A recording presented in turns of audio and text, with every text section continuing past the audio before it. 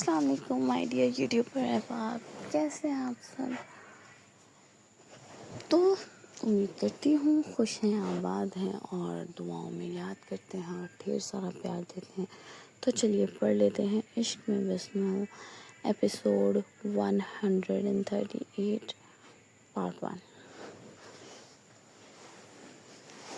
اس وقت پوری خانہ حویلی میں زرمینہ کی شادی کی دھوم دھام سے تیاریاں چل رہی تھیں۔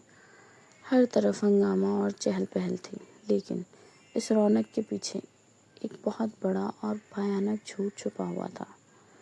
اب تک حویلی کا کوئی بھی ایک فرد اس مظلوم پلک کو یہ سچ بتانے کو بالکل تیار نہیں تھا کہ اس کا سہاگ، اس کا مان، یعنی دیان خان سچ مچ میں زندہ سلامت اسی حویلی میں لوٹ آیا ہے۔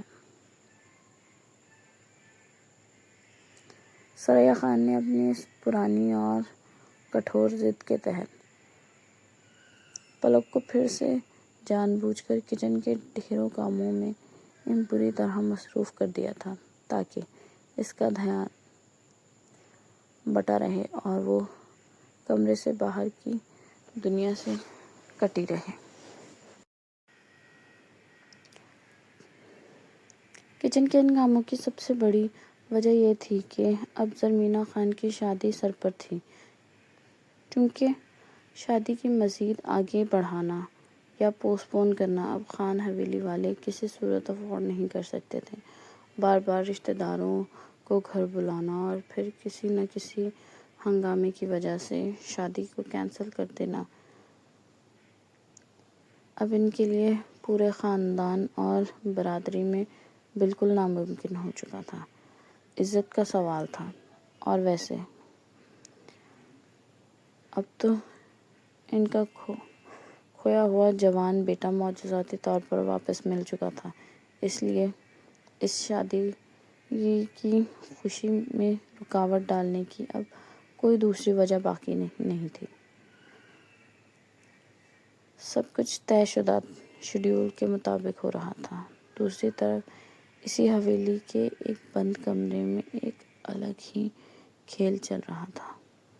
ڈاکٹروں کے بار بار کہنے اور سخت تاکید کرنے پر مرجان بخاری نے خاموشی سے پھر سے وہ پورا اسکرین سسٹم دیان خان کے کمرے میں آن کر دیا تھا، جس کی وجہ سے وہ کالی اسکرین دوبارہ روشن ہو چکی تھی۔ اب پہلے ہی کی طرح دیان خان دن اور رات 24 گھنٹے بس ٹکٹکی باندھے اسکرین پر کچن میں کام کرتی ہوئی پلک کو لائیو دیکھتا رہتا تھا۔ یہی اس کی زندگی تھی۔ اسی چہرے کو دیکھ دیکھ کر اس کا نفسیاتی علاج ہو رہا تھا اور اس کے ابلتے ہوئے جنون کو سکون مل رہا تھا۔ حویلی میں بظاہر سب چیزیں اور معمولات بالکل روٹین پر آ چکے تھے، مگر اس روٹین کے پیچھے ایک بہت بڑا طوفان دبا ہوا تھا، جس سے پلک اب تک بالکل بے خبر کچن کے کاموں میں جلی جا رہی تھی، لیکن خان حویلی کی ان خوشیوں سے کہیں دور ایک جگہ پر ہولناک آگ لگی ہوئی تھی، بہت ہی بھیانک اور لرزہ خیز آگ۔ جی ہاں، عرفان سکندر اس وقت اندر سے بری طرح تڑپ رہا تھا۔ اس کا سارا سکون راکھ ہو چکا تھا۔ یہ سب کرنے والا آخر کون ہے؟ یہ سب کیسے ہو سکتا ہے؟ دیان خان کیسے زندہ ہے؟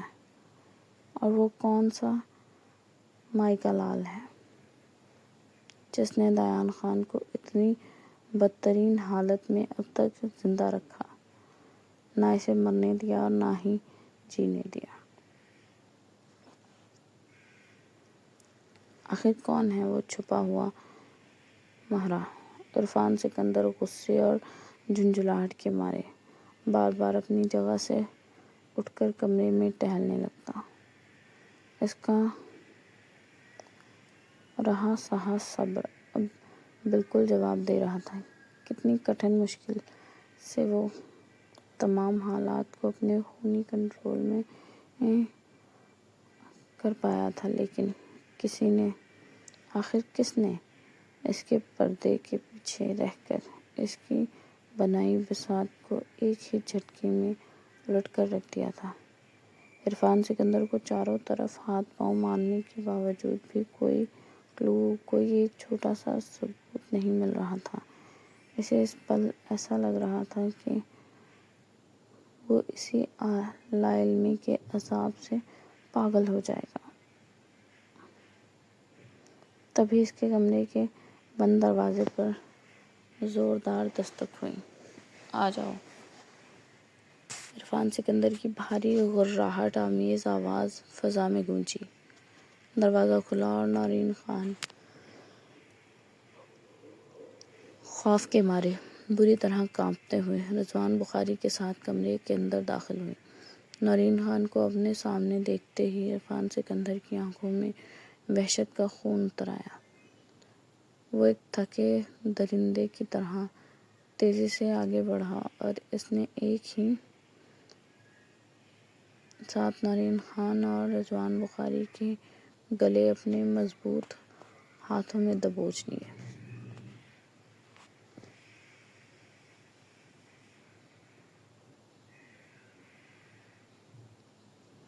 ان کا دم گھٹنے لگا اور وہ اتنی ہولناک آواز میں دہاڑا، کیسے وہ دیان خان زندہ بچ گیا؟ کتنے پیسے دیے تھے میں نے تم لوگوں کو، ہر عیش و عشرت اور ہر سہولت دی، پھر بھی وہ مرد کیسے بچا؟ جواب دو مجھے، ورنہ آج میں تم دونوں کی یہیں اسی کمرے میں قبریں بنا دوں گا۔ بتاؤ جلدی مجھے۔ وہ دونوں اس کی درندگی پر بری طرح تھر تھر کانپ رہے تھے۔ ان کی سانسیں اکڑ رہی تھیں۔ نورین خان نے کسی طرح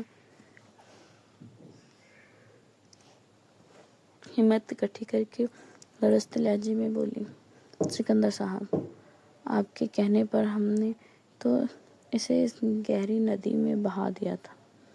آج آپ کے اپنے آدمی بھی تو اسی وقت ہمارے ساتھ تھے، جو کہ اس وقت یہاں نہیں ہیں۔" پر نورین خان بھی کوئی عام عورت نہیں تھی۔ وہ اس کھیل کی ایک حد تک درجہ منجھی ہوئی کھلاڑی تھی، اور اتنی جلدی کہاں ہار ماننے والی تھی۔ اس نے بڑی چالاکی سے بات ارمان کے آدمیوں پر ڈال دی۔ یہ سن کر عرفان سکندر کا جلال قابو سے باہر ہو گیا۔ اس نے جھٹکے سے اپنی پسٹل نکالی اور ان دونوں کے ماتھوں پر تان دی۔ "ٹھیک ہے، دیان خان زندہ ہے تو تم دونوں بھی کہ ابھی مر جاؤ۔" اس سے پہلے کہ وہ غصے میں ٹریگر دبا کر گولی چلاتا، تبھی اچانک کمرے کا دروازہ کھلا اور مارگریٹ اندر انٹر ہوئی۔ عرفان سکندر نے گہرے غصے اور ناگواری سے اس کی طرف دیکھا تو مارگریٹ نے اس کے اس خونی دیکھنے کو بالکل اگنور کیا اور سامنے جا کر صوفے پر بیٹھ گئی۔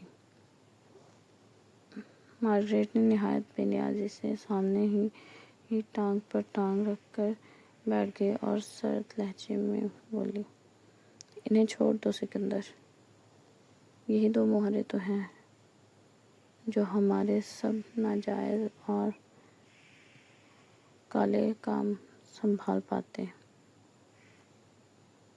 ان کو اس وقت مارنا ہم کسی صورت افورڈ نہیں کر سکتے۔ چھوڑو انہیں اور جانے دو یہاں سے۔" عرفان سکندر نے غصے اور بے بسی سے اپنی مٹھیاں بھینچ کر لیں۔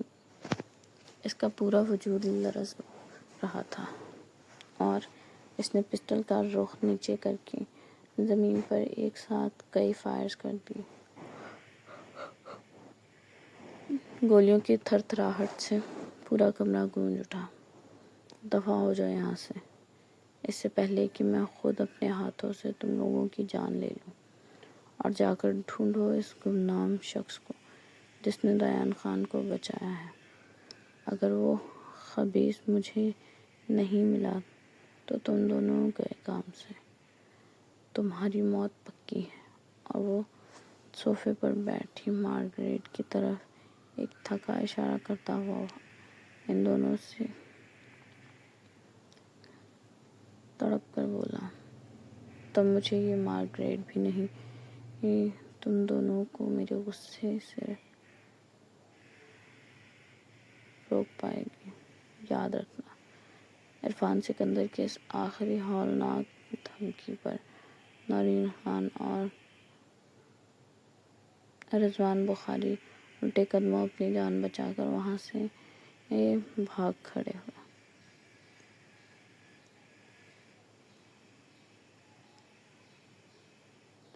ان کے باہر جاتے ہی کمرے میں ایک گہرا اور دم گھٹا سناٹا چھا گیا، جس کے بیچ عرفان سکندر نے گم کر گہرے غصے سے مارگریٹ کو دیکھا، جو اب بھی نہایت بے نیازی سے صوفے پر ٹانگ رکھے بیٹھی تھی۔ مارگریٹ اس وقت ایک سرخ رنگ کا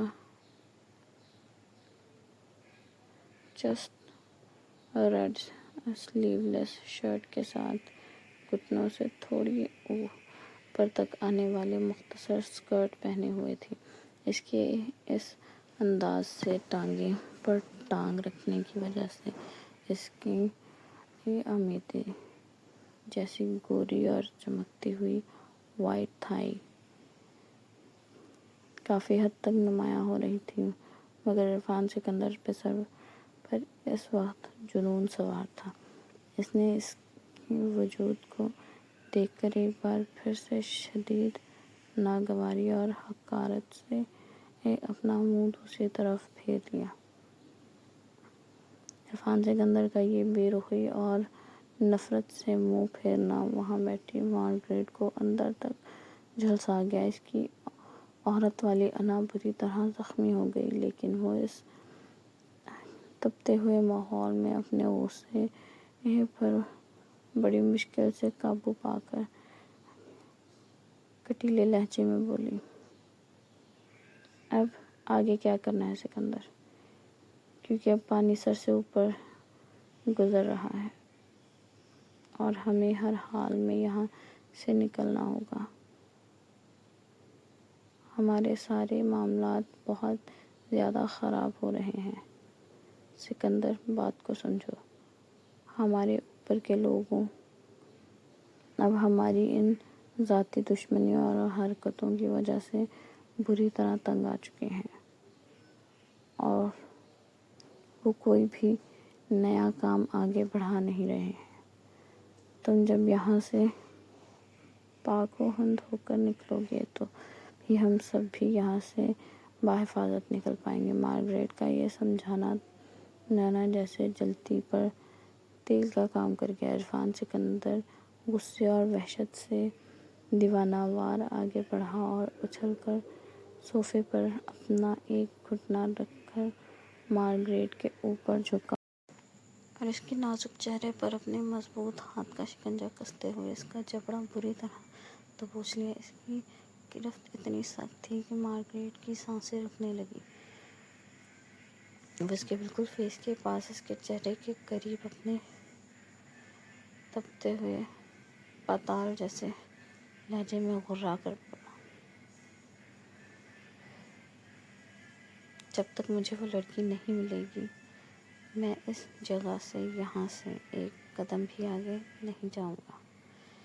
اس دیان خان کو جو اب دوبارہ زندہ ہو کر میرے سامنے آ کھڑا ہوا ہے، اب میں خود اپنے ہاتھوں سے ہمیشہ کے لیے ٹھکانے لگاؤں گا، اس کا قصہ ختم کر دوں گا، اور اس کے بعد میں پلک سے زبردستی نکاح کر کے اسے اپنے ساتھ لے کر یہاں سے جاؤں گا، اور تم مجھے یہاں فالتو کا رول سمجھانے کی بجائے جو میں کہہ رہا ہوں وہ کرو، اور وجدان کے قریب جاؤ. سمجھے تم؟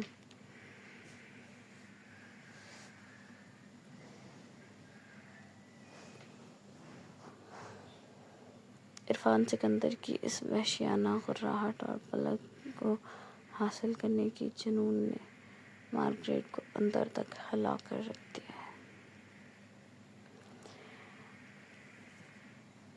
جاری ہے کہانی. پسند آئے تو چینل کو سبسکرائب کریں، اپنا ریویو ضرور دیں.